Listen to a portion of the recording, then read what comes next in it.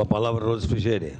Apenas para justificar que esses 13 vereadores que assinaram a moção são todos os vereadores que compõem a Frente Parlamentar em Defesa da Universidade Federal aqui da Câmara de Vereadores. Foram os vereadores consultados, com certeza outros também assinariam, mas pela pressa, né? Nós priorizamos a Frente Parlamentar. Lembrando que na última quarta-feira, acho que foi, quinta-feira, agora não recordo, eu tive uma reunião com o presidente do Parlamento, o Gilmar Peruso, o vereador, presidente da Câmara de Vereadores de Nova Prata, e ele nos colocou esta moção.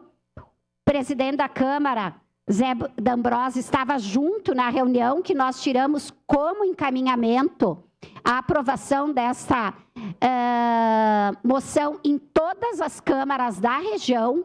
O Parlamento encaminhou para as câmaras que compõem o Parlamento da Serra.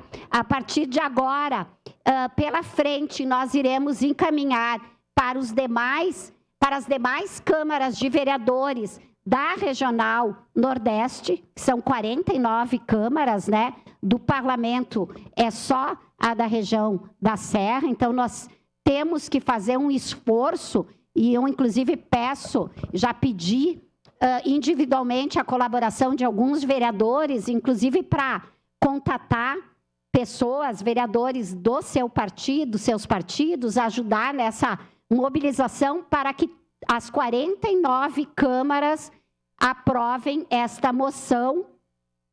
Essa moção, ela será encaminhada junto com uma série de documentos e de outras mobilizações que nós iremos fazer e queremos entregar no Ministério da Educação, numa agenda com o ministro da Educação ainda este ano.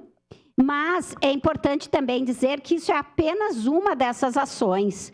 Nós precisamos reforçar, porque como já foi dito várias vezes aqui nessa casa, em várias outras situações, nós não conseguimos, é o inverso, né? Não é o governo federal quer implantar uma universidade, é o contrário. Se a região Nordeste conseguir mostrar para o governo federal a necessidade, a união, e que deseja e que precisa de uma universidade federal, nós teremos esse apoio. Então, o movimento, ele precisa começar aqui na nossa região, sem aquele debate de onde vai ser nessa cidade ou naquela.